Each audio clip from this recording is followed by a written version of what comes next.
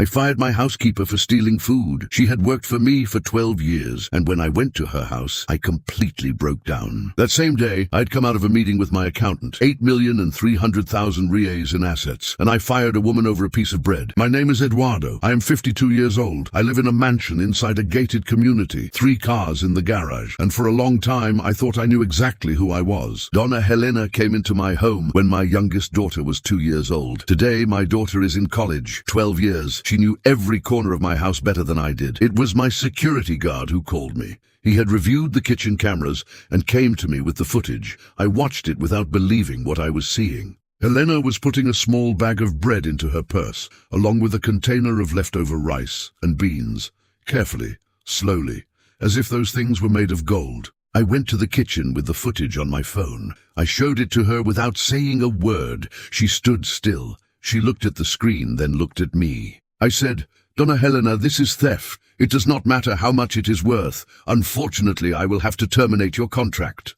My voice was cold, firm, professional. She did not defend herself. She did not cry. She did not apologize. She just looked deep into my eyes and said, with a calmness that still haunts me, "I understand, sir." I took the envelope with her severance, placed it in her hand, and told her the driver would take her to the gate.